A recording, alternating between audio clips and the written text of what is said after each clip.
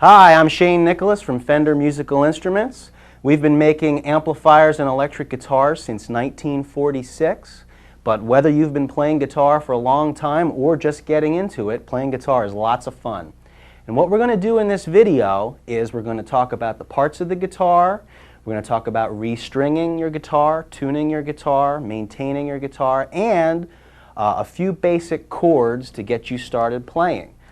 Chances are, if you're watching this, you just got your first guitar and you're kind of wondering, you know, what do I do with this? How do I take care of it? I haven't the first idea what to do. Well, we're going to show you some of that stuff.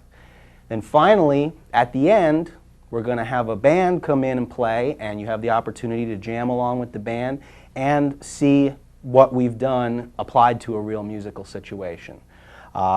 Also, this is going to apply to acoustic guitars as well as electric. If you want to play along on an acoustic, that's fine also. So let's get started. Okay, let's talk about the parts of the electric guitar. Up at the top, we have the headstock, and we have 6 tuning machines, tuning keys. You're going to tune the guitar with this. You have a string tree, which holds down the first 2 strings. You have a truss rod adjustment here. On some guitars it's down at the other end of the neck, but most of them will be up here. This is going to be an adjustment to keep your neck straight, and usually best left to a repairman when you're getting started. This is the nut. This is where the strings start vibrating. They start playing from this point. Okay? We have the neck. This happens to be a maple fingerboard on this neck. If you have a dark colored neck, that's probably rosewood. We have frets, which are made out of metal, and you're going to have 21 or 22 of those. That's going to be where the speaking length of your string starts as you press it down. And we want to always press down behind the fret, in the position between the frets. If I say play the string at the first fret, you're not going to press it down right on the fret itself. You're going to be behind it. Okay? So if I play right here, then everything from the fret on is a vibrating string. Okay, moving up the neck here, we have position markers. These help you find your place as you get up higher on the neck. At the end of the neck here, we're going to get into the electronics. Okay? This being a Fender Stratocaster, it's got 3 pickups. A pickup is simply a device that listens to the vibration of the string and converts it into electrical signal. This guitar has 3 pickups so that you can get a variety of sounds. I have a selector switch, and if I start down in the first position with the treble pickup, I'm getting a sharper sound. I go up to my neck pickup, I have a mellower sound. And being that this is a 5-way switch, here are the combinations. Bridge pickup by itself, bridge and middle together, middle by itself, middle and neck together, neck by itself. Also have tone controls on this guitar. On most Stratocasters, this tone control applies to the neck pickup. So I can mellow out my sound. I'm going to play some jazz. Okay, then if I go down to my treble pickup, whoop. So I can really get as trebly or as bassy as I want from this guitar. Volume control, can set how loud we want the guitar to be. Down here we have the bridge. This is a tremolo bridge, so we have a vibrato effect there. Okay, sound effect. The bridge saddles themselves have adjustments for height and for length. Again, when you're first starting, you're probably going to want your repairman to take care of that for you. Just go to your authorized Fender service center. Down here we have the jack and the jack plate. Okay, you're going to unplug your guitar there. You have a 1/4-inch jack, and your guitar cord plugs in, and then you go plug it into the amp, and you're ready to go. This is called the pick guard. This is simply a plastic piece that we figure you'd rather scratch up a piece of plastic than the wood of your guitar. strap buttons. This is where your strap actually attaches to the guitar. You've got 2 of those. Okay? And those are the main points you need to know. Okay, and for those of you with an acoustic guitar, we still have the headstock, we have tuning keys, we have the nut, we have the neck with frets, we have position markers, we have a bridge. In this case, it's a bone saddle rather than the metal saddles, and we have bridge pins holding the strings in. And instead of electronics, we have a sound hole, which is allowing the sound to come out. This guitar has 1 strap button down at the back. And on acoustic guitars, usually you're not going to have a strap button here. You're going to need to have a string and attach it on here under the strings at the headstock. Let's talk a little bit about amplification. Let's face it, an electric guitar is not an electric guitar until it's plugged into an amplifier. What I have is a nice little practice amp, but Fender makes amps everywhere from this size up to big monsters that you'll see the pros use on stage. I'll tell you a little bit about what the controls do here now. We have volume controls for obviously changing the volume. We have tone controls. I can get a very bassy sound if I want. I can get a very trebly sound if I want. Anywhere in between. Mid-range control on this amp.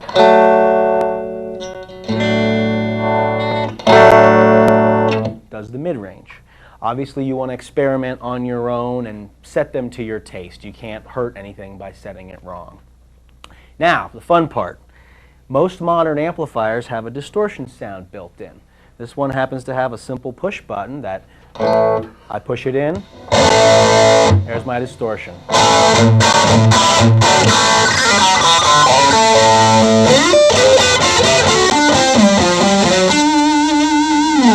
Lots of fun. Finally, over here we have a headphone jack. You can get a simple set of headphones and plug them in there. It'll turn the speaker off and you won't upset the other people in your house late at night. Okay, let's talk about the 6 strings of the guitar. I'll name them for you quickly, and you definitely want to memorize the names of the 6 strings as soon as possible. And then I'll play them slowly, and you can tune your guitar along to mine if you like. It's also very important that you learn to tune your guitar because you're going to have to check your tuning every time you sit down to play. Strings can go out of tune from bending. They can go out of tune if they're new and they're stretching out a little bit. They can even go out of tune from changes in temperature. So let's name the 6 for you and we'll go from there.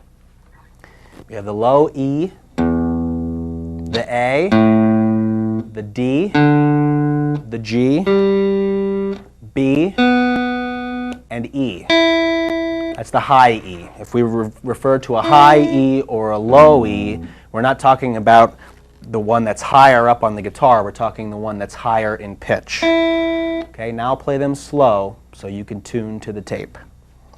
E, A,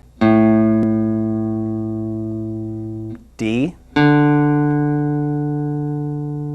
G, B, E.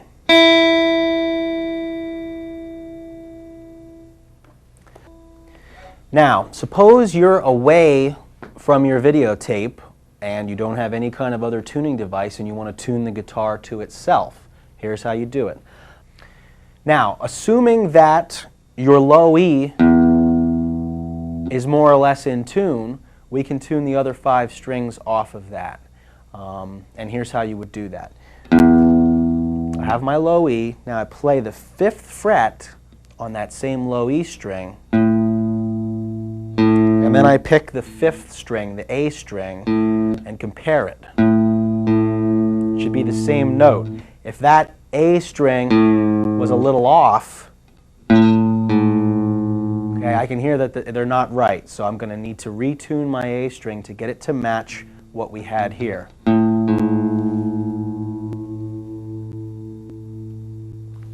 They're the same. Now I go 5th fret on my A to get the D string. 5th fret on my D string to get the G string. 4th fret, don't forget it's not the 5th, it's the 4th, to get my B string. And then on the B string, 5th fret, will give me my E string. And don't forget, the booklet does outline exactly what to do.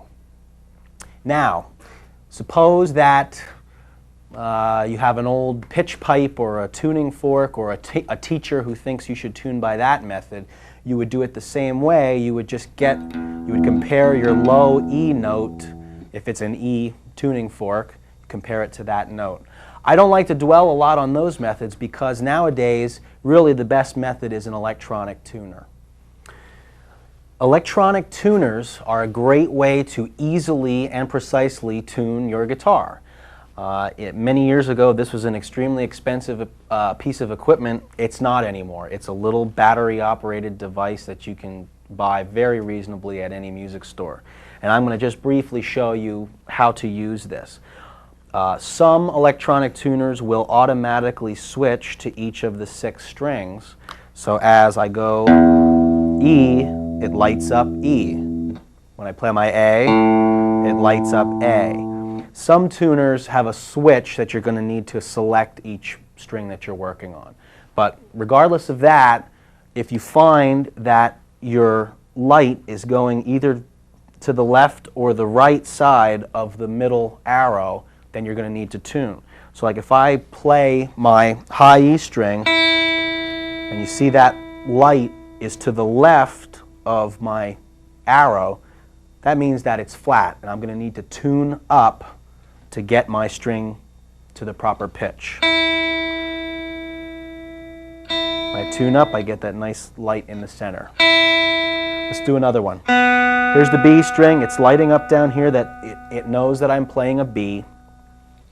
Now, if I play my B string and it's way off and it's lighting up some other note, then we know that we're way off and we need to get it, turn the string up to where the B light will light up. Okay, now it's lighting up B. That means I'm very close, but I'm still not to the arrow. So very carefully, and now I'm in tune. And you'd want to repeat that for all 6 strings. If your guitar has a tremolo, it's a really good idea to go through all 6 strings a couple of times, 2 or 3 times, because as you're making adjustments, the floating bridge may be putting other strings a little out even though they were in tune before. So you'd want to go through all 6 a few times to make sure they're all perfectly in tune. Then when we play our guitar, it's going to sound the best it can sound. I also feel that it's very important to get in the habit of using the tuner even if you're really good at the by ear method. It's good to use this because it's going to train your ear that you're hearing each string going precisely to the note you want. If you're sitting there for 10 minutes twanging around and guessing, you're not teaching yourself what a properly tuned guitar sounds like. We want our ear to hear exactly the proper pitches of the 6 strings. So that's the electronic tuner. Now we're going to talk about hand positions. When you hold the guitar, you're going to want to be comfortable. As far as the strap goes, earlier we talked about putting the strap on your guitar. It's pretty important that you don't have the guitar really, really high or really, really low. And the reason for that is if you do some playing standing up and some playing sitting down, every time you stand up or sit down, your hand positions are changing. So I would try to have your strap set up so that you're pretty much, if you were sitting on a chair or standing, your arms are at the same angle.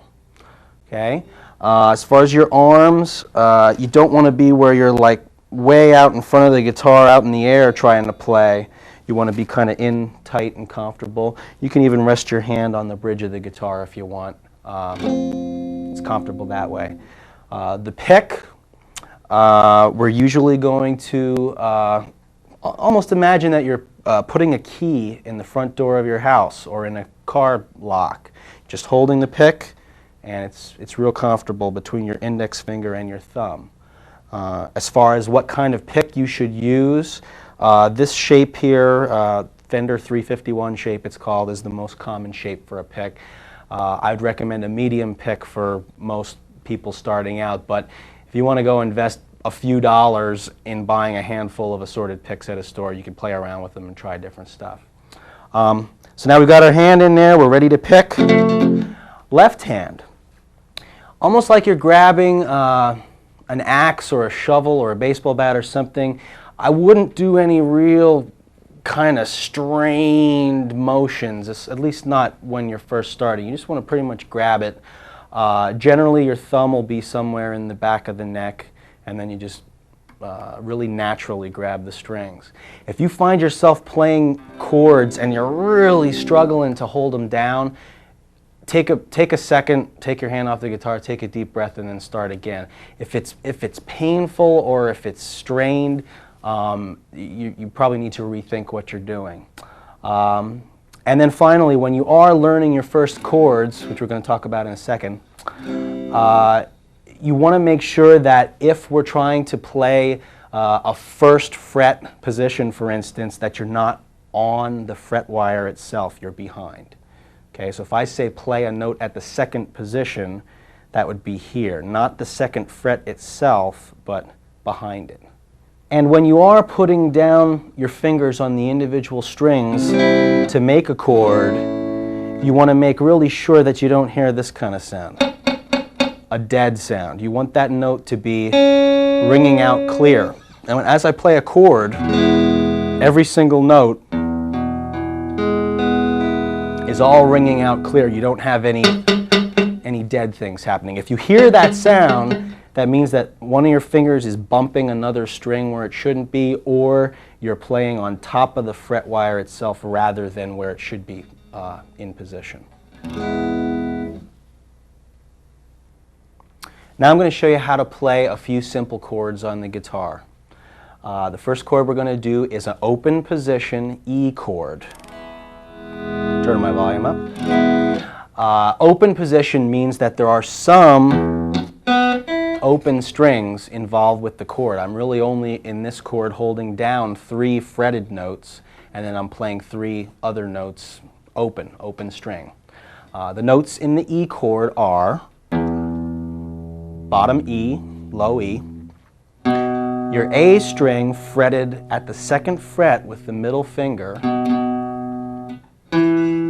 your D string fretted at the 2nd fret with your ring finger, the G string fretted at the 1st fret with the index finger, open B string, and open E string. Again, open means you don't want any flesh touching those notes. So altogether, that's our open position E chord, or first position we'll call it, because it's down near the 1st fret. Now if I'm playing this chord and I'm hearing some dead notes, you know that either your fingers have squiggled out of position or you're bumping into another string where you shouldn't be.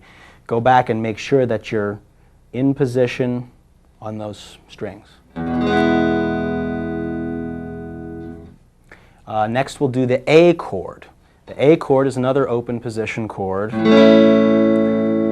On this particular chord, we're not going to play the bottom E string. We're going to forget about that string for this chord. We're going to start with the A string, open, then our D string, index finger on the 2nd fret, G string, middle finger on the 2nd fret, and B string, ring finger on the 2nd fret. So I have 3 fingers all kind of crammed in there. And then finally, my open E on the top. Again, if you hear that kind of thing. You know that you're bumping something. You want to make sure that those 3 fingers are on just the 3 notes that you want. And then the third chord I'm going to show you is a D chord.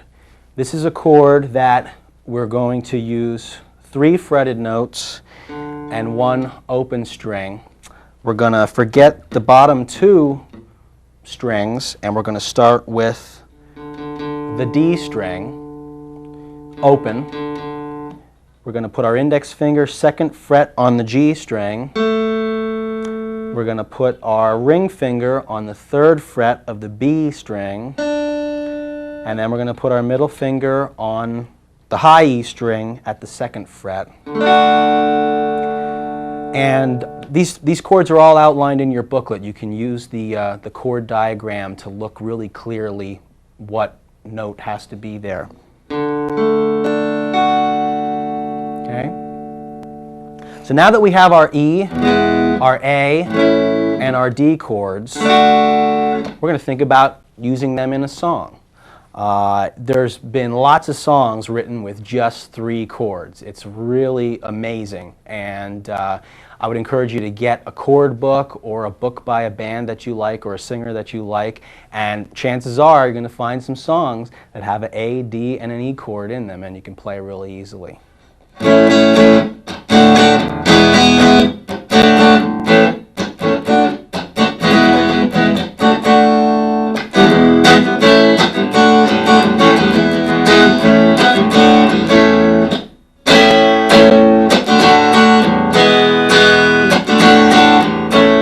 Okay, I just made $1 million.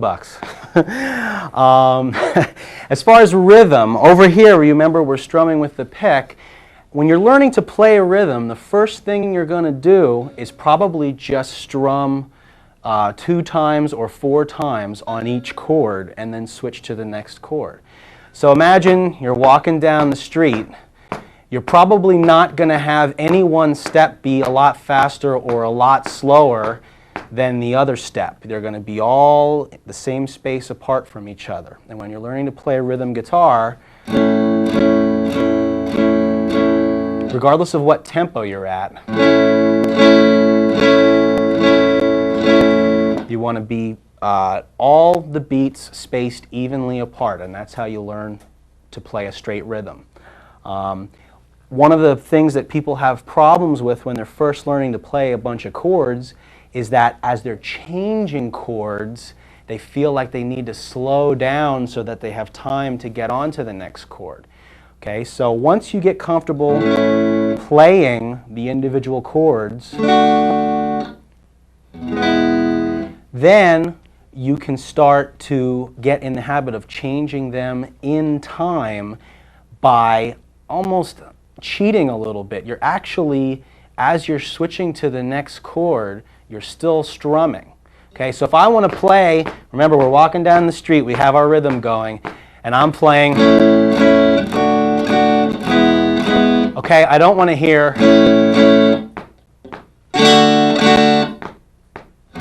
You know, you don't want to have that time lag in the middle. So what you can do is almost continue your strumming, and even if you don't quite get there in time, you're still keeping that rhythm going. Okay, so if I slowed that down, what I'm really doing is going, I'm really doing,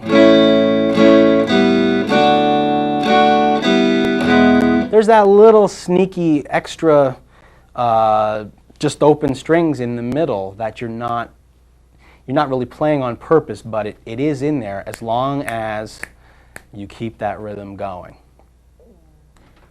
The fourth chord we're going to show you is the G chord. This is a really easy chord to play, but it could be fingered in a couple of different ways.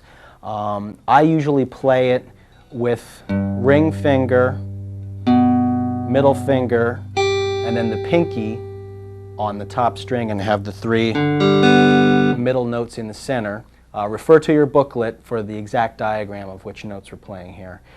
But the reason I do it that way is that some of the other chords seem to be easier to change to from that. when people are first starting to learn, oftentimes they don't feel comfortable using their pinky, so they'll finger it this way. Okay, it's the same notes, it's just a different manner of fingering it. So try it both ways and see which way you feel comfortable with. But it's 3rd fret on the E string, 2nd fret on the A string, 3 open notes in the middle, and a pinky on the top there, or again, you could do it this way if you want. That's our open position G chord. And in a second here, we're going to bring the band on and show you how to use the E, A, D, and G chords in a jamming playing situation.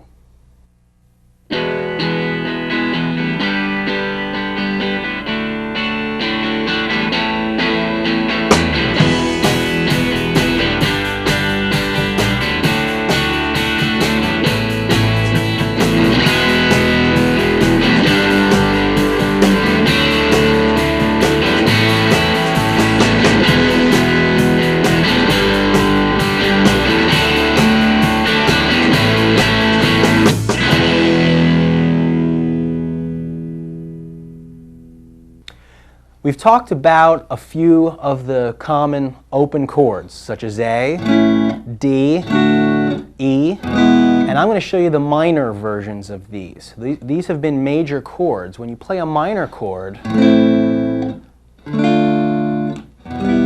has a little sadder sound, and a lot of songs are going to be combinations of major and minor chords to give different moods. Okay? So the way that we would play these 3 chords that I just showed you would be, in our A minor, we're having the same notes as the A major chord with just one difference, but you are going to use a different fingering. We're still having our open A string, we're having 2nd fret on the D string with the middle finger, G string 2nd fret ring finger, and then on our B string, index finger on the 1st fret. Top string is open. D minor, we're going to jump that whole thing up 1 string, and then 3rd finger goes up to the 3rd fret. So I have a open D, a 2nd finger on the 2nd fret of the G string. I have my 3rd finger on the 3rd fret of the B string, and I have my index finger on the 1st fret of the high E string. Refer to your diagram if this is unclear by looking at my hand. And then finally the E minor was just like the E major, except we take this index finger off and have an open G.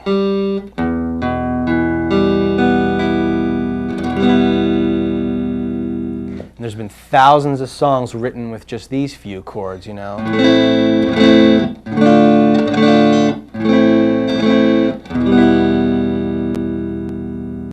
There's a different sound than the other chords had.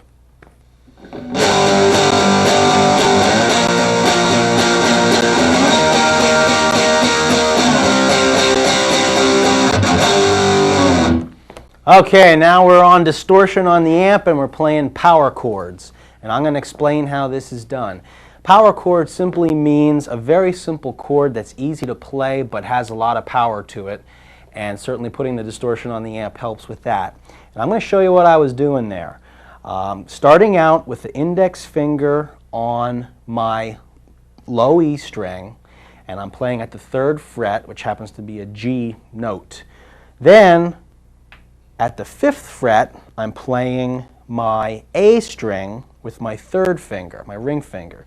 So the combination of those 2 notes together, very simple, very easy to play, and you can easily slide it all around the neck. And all you do when you're sliding it around is if you go up to here, make sure that the ring finger is 2 frets away from your index finger. So we have our bottom E string and our A string together. Here we have our bottom string and our A string together. Again, ring finger being 2 frets, 2 positions up from the first finger. Okay? The song that we're going to be doing with the band is just an example of putting power chords to work. We're going to be doing our G power chord. We're going to slide up to B flat, which is index finger at the 6th fret and ring finger 2 frets up from that. We're going to do a C power chord, which is first finger on the 3rd fret of the A string and then ring finger on the 5th fret of the D string. Then we're going to slide that up and have an E flat power chord, which is index finger on 6th fret of the A string and ring finger on 8th fret of the D string. So now, as I slide these around, and you hop up to the next set, okay, what we're doing is in addition to moving the chords, we're going to try to experiment with varying your pick attack. If I play this G power chord and I'm just strumming the strings, that has one sound. If I put the heel of my hand on the bridge and do the same thing, it gets that muted sound. And there was a lot of bands in the new wave era that did that with a clean guitar tone. With a distortion guitar tone, all your heavy metal bands are using the exact same chords with the muting. So again, throughout the band sequence, we're going to have some and some with the muting. And you can make that simple chord sound like a lot.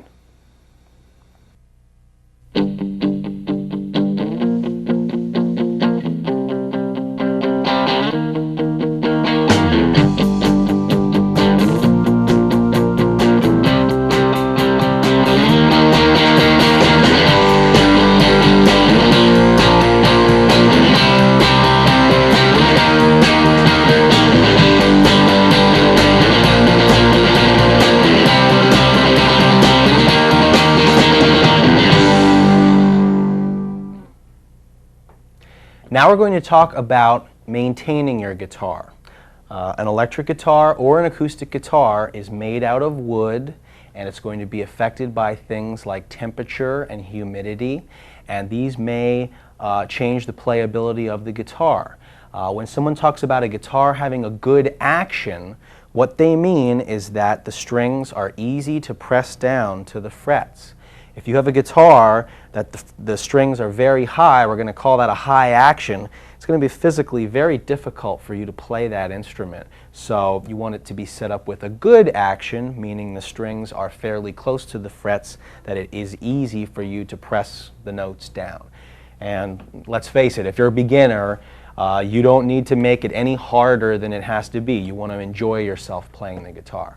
So here's what we need to be aware of. A guitar neck has a steel rod called a truss rod in the neck, and that's to help keep it straight. The strings are pulling the neck very hard, so we have reinforcement. Here's the headstock type truss rod adjustment.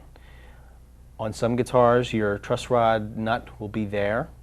On other guitars, the truss rod adjustment is going to be down at the body end of the neck.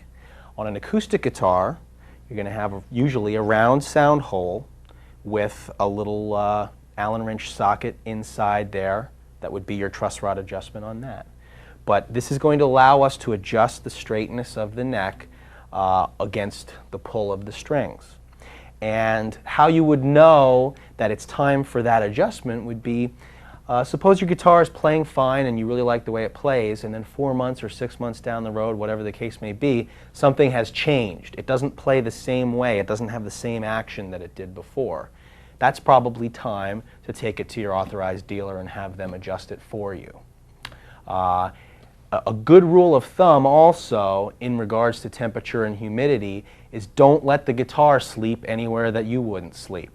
If you wouldn't sleep in an attic in the middle of summer, or in a car trunk, or in a dripping wet basement, then you probably shouldn't let your guitar live there either. So if you keep the guitar relatively dry and relatively moderate temperature, you should be okay, and really only require this adjustment maybe once or twice a year. Now we're going to talk about keeping your guitar clean. It's a really good idea to keep your guitar beautiful as long as you can. You'll preserve the beauty and preserve the value of it. And with some of the parts, like the strings, it'll sound better and play better if they're clean. So we'll just briefly talk about that. It's a good idea to get yourself a nice polish cloth and some polish. This Fender polish I'm using here today is just kind of a light liquid polish. There's no heavy wax or oil or anything that's going to damage the finish of the guitar. And you don't need to use a wax or an oil on this guitar anyway, because it's got a very durable finish on it. We don't need to work any moisture into that. It's just going to be a good idea to keep it clean. So basically all we're going to do is take our polish and our soft cloth here and squirt a little on there and just get all your fingerprints and your soda that you spilled on there off of it. If you get dust, like pick dust and stuff between the strings, you can even use a paintbrush or a clean toothbrush to get that stuff out of there. It's a good idea to keep your guitar in the case if you're not going to be playing it for a while, to keep dust out of the controls and everything. As far as the strings go, I would maybe have a separate cloth just for that, and then what you want to do is after you get done playing, kind of pinch the string in the cloth and wipe up and down that way. And if you do that on every string, you'll be surprised how much kind of dirt and gunk you get off of there. As far as how long your strings will last, that's going to depend on how often you play, how hard you play, and even on your personal body chemistry. Some people have more acids and salts in their skin, and they'll kill a set of strings very fast. But the more you can wipe them down and keep them clean, keep the back of your neck clean, wash your hands before you play the guitar, it's a real good idea. Now we're going to talk about putting strings on your guitar. In the same way that most people aren't afraid to put gasoline in their car, most guitar players shouldn't be afraid to put strings on their guitar. The more you play, the more your strings are going to be wearing out. You might break a string, or they might just get really dull and dead and lifeless sounding, and it's time to change them. So we're going to show you how to do that. Now, on this particular guitar, this Fender Stratocaster came from the factory with a new set of Fender 9s. By 9s, I mean that the first string, the high E string, is a 9 gauge. Most of our electric guitars come with that. The reason some players might want another heavier or lighter gauge than this would just have to do with your playing style. If you're a very, very hard physical player, or if you play jazz, or for whatever reason and you want a heavier string on your guitar, the guitar really should be adjusted to accommodate that string. So find out what strings came new on your new guitar, and if you like the way it feels, make sure that you get the same gauge again. Otherwise, the truss rod adjustments and the bridge adjustments will all have to be done again to accommodate the different string gauge. So what I'm going to do here is I'm going to take this set of Fender 9s and I'm just going to show you how to replace one string on this guitar. And again, by putting a fresh string on, or a fresh set of strings on, you're letting your guitar live up to its potential. Now let's put a string on the guitar. On this particular Stratocaster, our strings go in the back of the bridge block.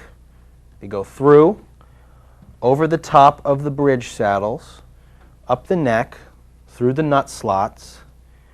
The first couple of strings are going to go under this little string tree here, and then they end at the tuning machine. And say we've played this guitar hard for a few days or a few weeks or whatever, and a string breaks, and the string comes off, okay? It's broken. Now here's what we're going to do. We're going to cut it so that all this extra twisted up part from up here we're throwing away. Okay, throw that in the trash. Then we're going to take that little extra broken piece and stick it down through the bridge, and hopefully it's going to come out the back of the guitar, and we pull it out the hole, and this is the ball end of the string. Get rid of that.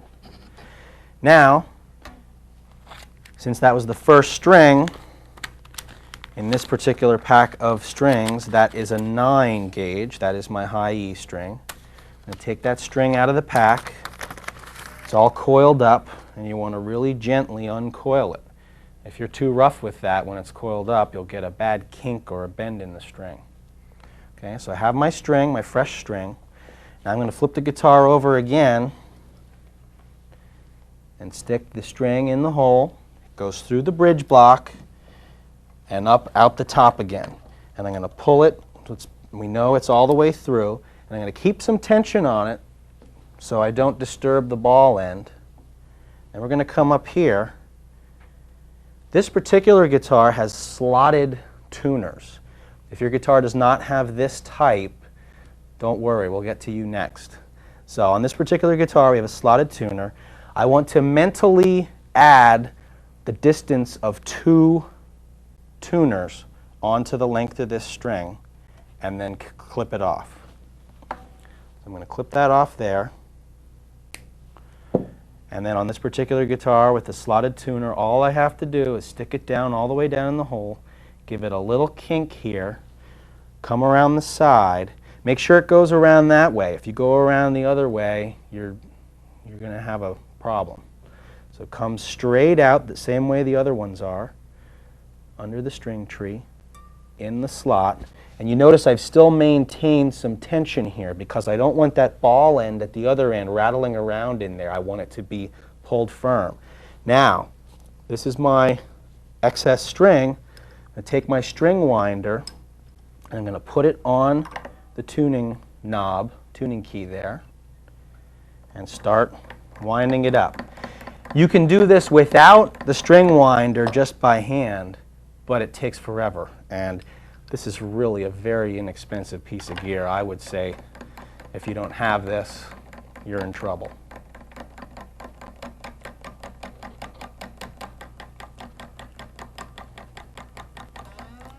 Okay?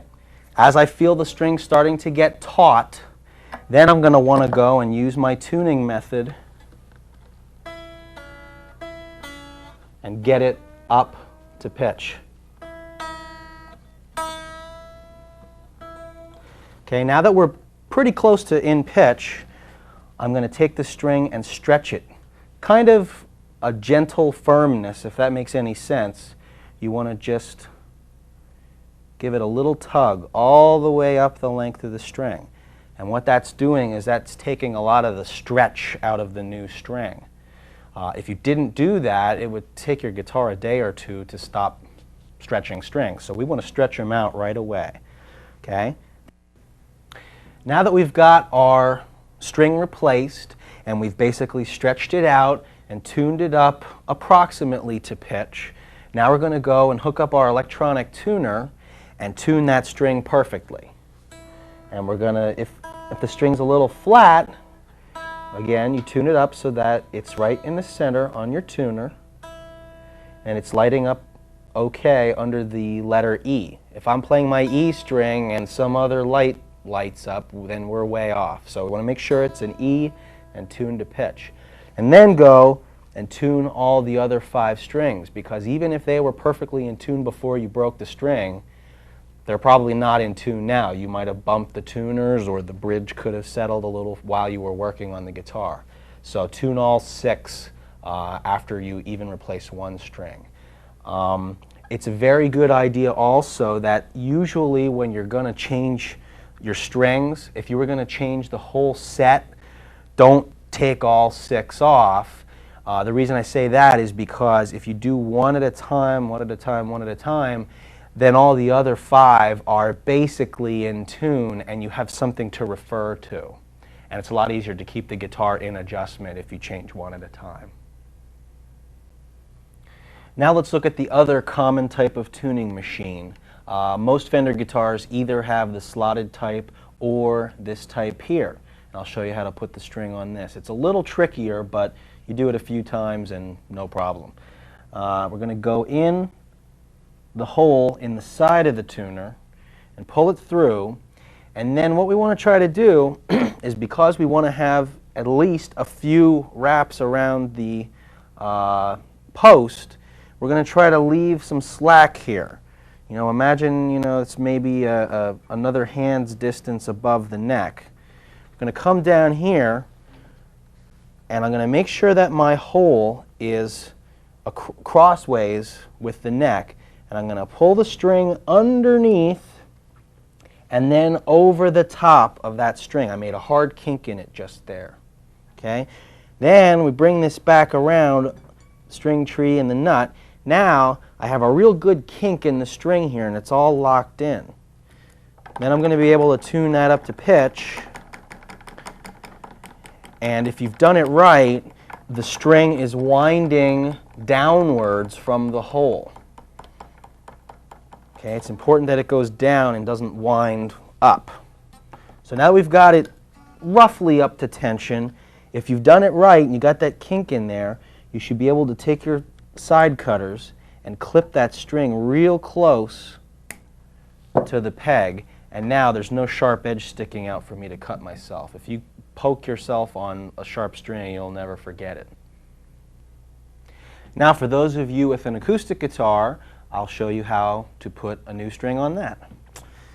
Now, with most acoustic guitars, you're going to have bridge pins that are holding the ball ends of the string in the guitar. So what we need to do is we need to get a string winder that has a pin puller on it. And we're going to, if our string is loose, we detune it so it's loose, then go down here with your pin puller and wedge that on there, and you can pull the pin right out. Okay? Then, I'm going to just work that string loose, work the ball end loose out of there, and then you can take the string off of the tuner. Now, when we put our new string on,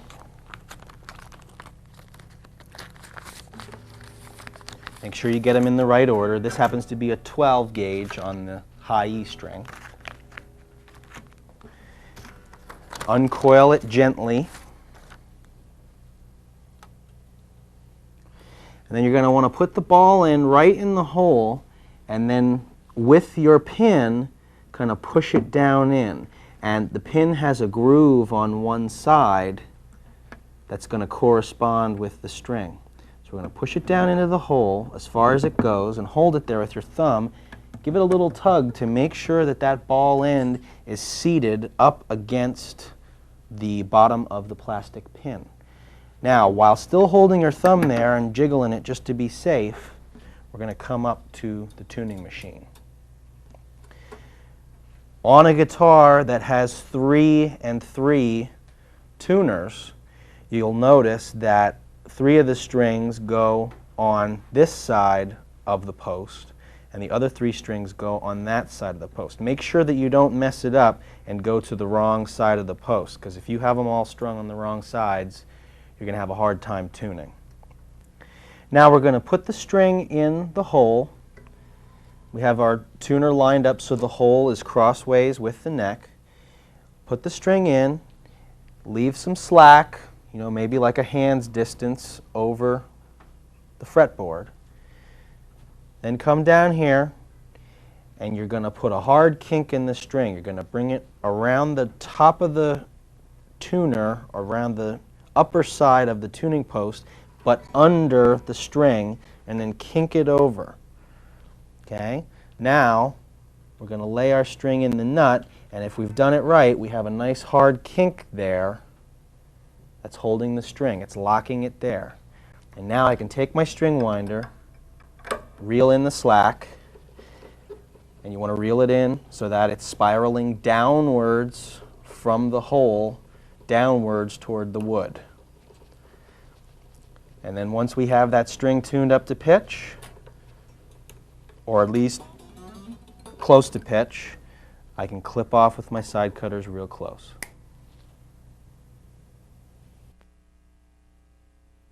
Okay, thanks a lot for taking the time to watch this video. Go back and review it at your own pace and go over the different points that interest you. And you know, playing guitar is a lot of fun. Make sure you get out and play with other people. Try to find some other people who are at a similar experience level as you, and if you play with them, you'll learn from each other and have a great time. And there's many good books and videos that go real in depth to all different players' styles and different styles of music. You can pick up a book or a video at your local music store, hook up with a guitar teacher, do it all. Have a great time. Thanks a lot.